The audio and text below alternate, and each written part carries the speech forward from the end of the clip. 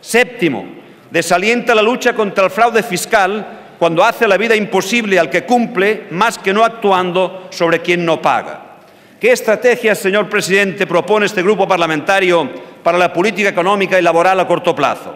En primer lugar, evitar nuevas mermas de la confianza colectiva. Señor presidente, esta legislatura está agotada. Repito, esta legislatura está agotada. La sociedad está inquieta.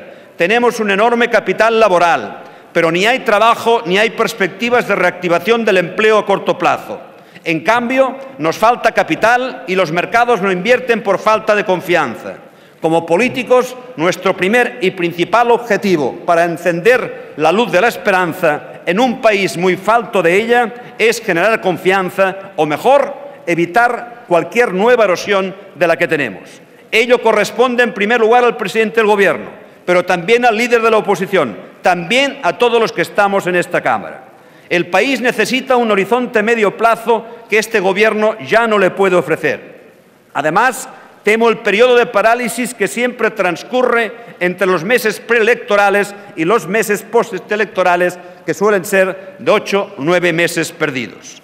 Para los meses más inmediatos, el país tiene 3 opciones y a usted, presidente, le corresponde elegir la que escoge. Primero, agotar la legislatura. Decisión arriesgada, tanto por la fragilidad parlamentaria, Convergencia y Unió no le va a aprobar los presupuestos, como por la inestabilidad interior, paro, estancamiento, como por la exterior, tensiones en los mercados. Dudo, señor presidente, que esta sea la mejor opción. Segunda, cerrar las reformas más maduras y convocar elecciones inmediatamente después. Se lo propuse ya en mayo del 2010, con el objetivo de haber celebrado elecciones el primer trimestre de este año. No lo hizo porque encontró socios parlamentarios, no en nosotros, pero sí socios que le garantizaron con los presupuestos la continuidad de la legislatura. Y tercera opción, pactar el fin de legislatura al menos en 3 temas. 1, un pacto para el empleo con reforma de las políticas activas, reforma de la negociación colectiva y adopción de medidas de fomento del empleo a corto plazo. 2, medidas de liquidez para la economía. Y 3, medidas de estabilidad para la Administración. Debieran ser medidas consensuadas a corto plazo y con el compromiso de convocar elecciones de inmediato en otoño. Hablaba de un pacto por el empleo. La propuesta de Convergencia y Unió siempre es el pacto. Como apuntaba como tercera opción, pactar solo tres cuestiones, este fin de legislatura y elecciones en otoño. ¿Qué ganamos? Primero, confianza y segundo, ganamos tiempo para salir antes de la crisis. Si nadie es capaz de reformar las leyes para que el paro se reduzca, la indignación es obligada. El Gobierno ha puesto sobre el papel un proyecto de ley de reforma de las políticas activas, otro de la negociación colectiva. Lo ha hecho tarde, a nuestro juicio. Hace 3 años que lo esperábamos. No nos satisfacen, pero estamos dispuestos a hacer un esfuerzo para pactarlos y por eso optamos la semana pasada por la abstención. Desearíamos pactarlos con la mayoría de grupos de esta Cámara, sacar este debate del contexto electoral y consensuar juntos unas reformas que no pueden esperar. Le aseguro que esto sería lo mejor. Sería lo mejor que los representantes del pueblo podríamos hacer y dar a quienes están en paro o a quienes temen por su empleo. Daría confianza para el presente y esperanza para el futuro. Y también la mano invisible del mercado valoraría positivamente un pacto entre quien hoy gobierna y quien mañana puede gobernar, que aborde con consenso reformas que hoy o mañana, que nadie se engañe, reformas que hoy o mañana resultará ineludible afrontar.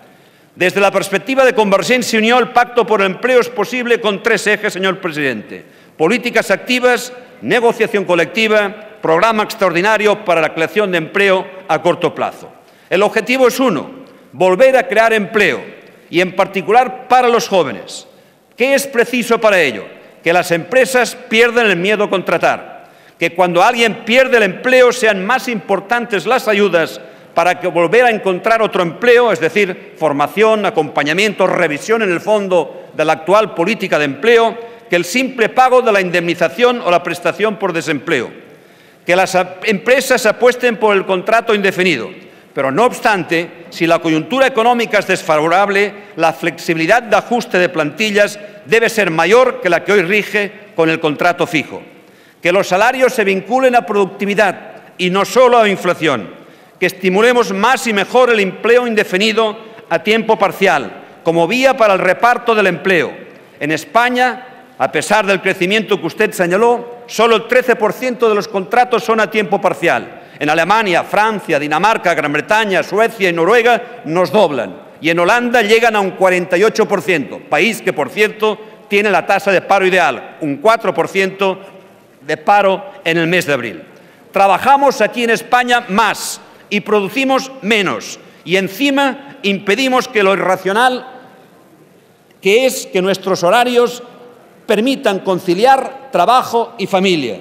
Más reparto del trabajo es lo que se necesita y más racionalización de horarios de una vez para permitir conciliación de trabajo y familia.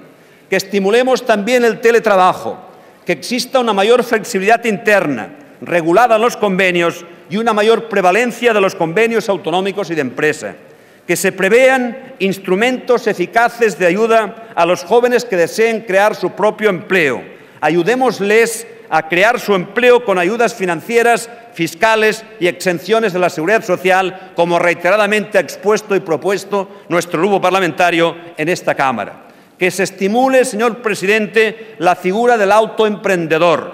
O sea, señor presidente Rodríguez Zapatero, que se haga aquí lo que se hace en Francia, donde se ha incrementado en un 4% el número de autónomos, mientras que aquí en España ha disminuido en un 2%. La ley francesa protege el patrimonio familiar de tal manera que no puede ser afectado por el negocio.